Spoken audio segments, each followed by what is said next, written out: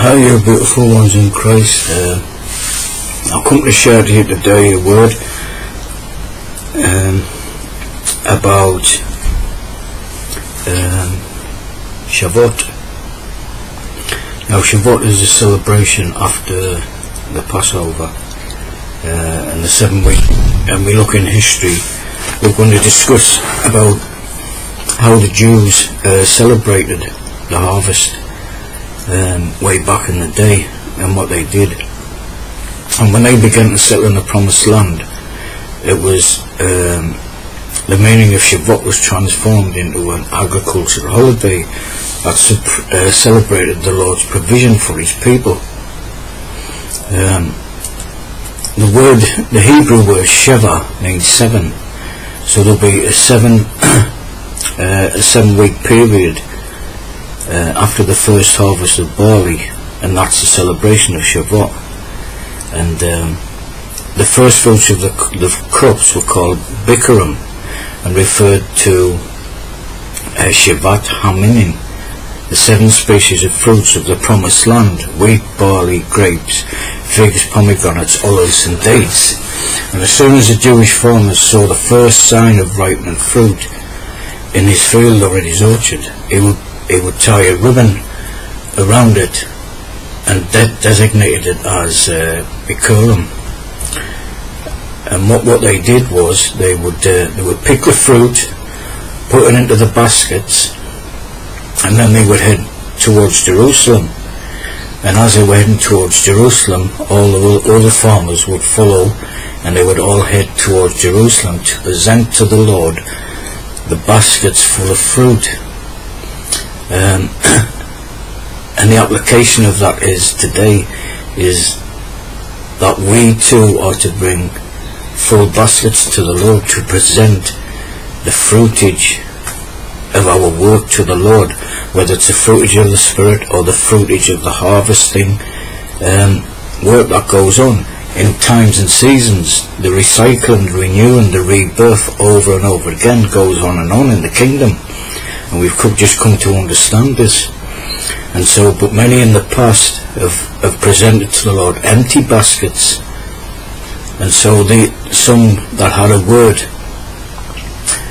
didn't produce fruitage of the Spirit, and so their baskets weren't full, and when they come to the Lord with their baskets, it was seen to be emptied. And so these ones have been deemed not worthy to be able to produce baskets of fruit. But there are those that are coming forward with renewed energy and spirit and purpose and joy to complete the harvest, to fill those baskets with fruit and head towards the Lord and present to the Lord full baskets which is pleasing to him. There's an offering, and this is the work that many of us have to do, and it's a time of rejoicing for sons and daughters, for those in Christ, and for the whole world if they want it. So as those baskets are filled up, there is great rejoicing in the land, and it's a time of rejoicing and renewal. And this is a wonderful thing that the Lord provision has made for us, firstly for the Jews, and then for us in Christ. And this is what we have to do.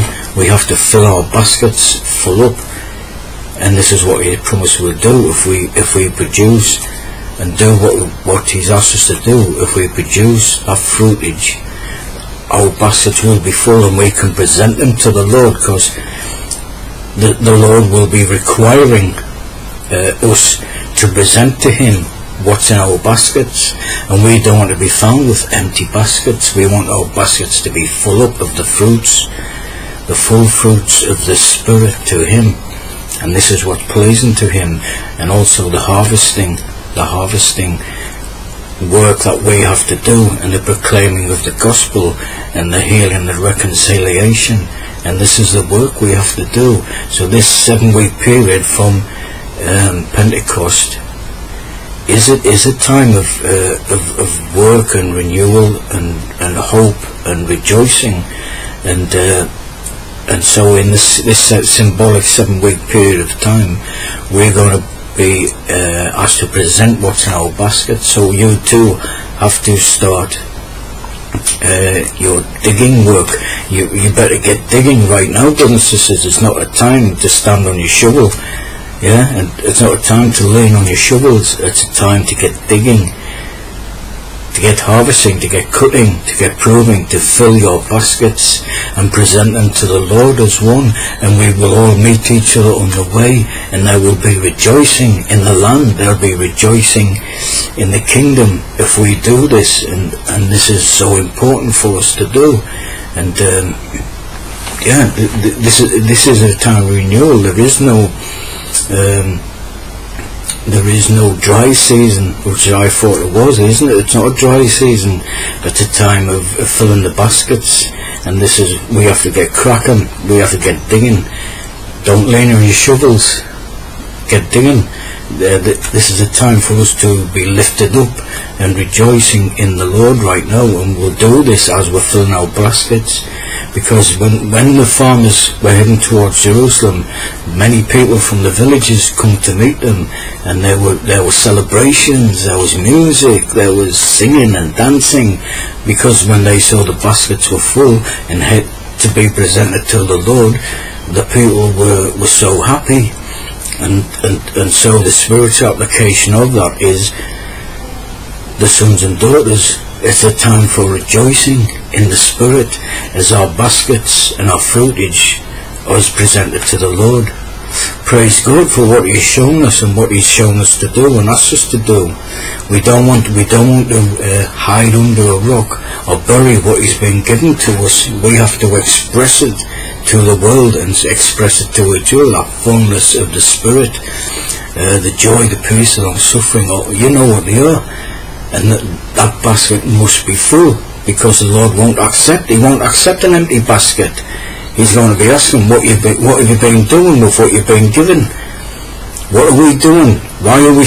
There's no need for us to be silent. There's no need for us not to proclaim, to speak, to testify, to give in due season. And this is a time of harvesting that fruitage that we have, and the Lord will bring forth those that are producing the fruitage to fill that basket, symbolically fill that basket and present to Him His people full of joy and celebration, because we don't want to sink down into darkness like the world was doing, because it's easy to do that. It's easy to do that. If we stand on our shovel, we fall asleep and let our lamps go out. But every provision has been made for us to get cracking in that work and to do that which has been asked of us.